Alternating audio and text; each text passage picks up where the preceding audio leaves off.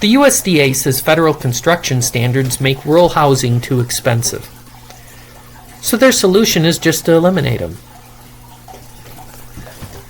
The USDA proposes eliminating an entire federal regulation governing construction and repair standards for rural development housing.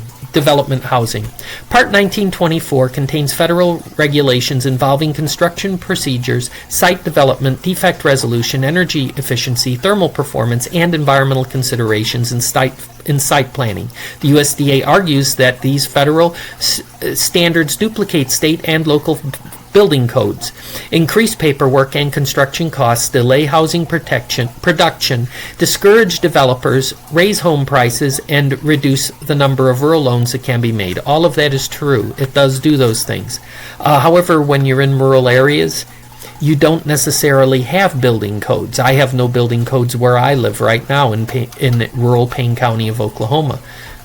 And so some of the houses that you see here, if you don't look at them pretty close, you can see some pretty big things that in many other areas wouldn't even be legal. The environmental trade-off is usually explicit. The USDA acknowledges that its existing federal energy efficiency, thermal performance, and environmental standards often exceed state and local requirements. Those additional federal housing standards would largely disappear. And you can argue whether that's a bad thing or a good thing. I personally think it's a bad thing. You might, if you're going to make a house from scratch, make it efficient so you save money on heating and air. Okay, if you can afford it. And most of the manufactured and modular housing today, which go into rural places, have that available. Some very cheaply. Some non-housing rural business cooperative service programs would retain federal standards because the USDA says local standards are not always sufficient there. So they may actually keep some of these. Why this matters? This is a classic affordability versus protection problem. Lower construction costs and potentially more rural housing versus lower national floors for efficiency and environmental design.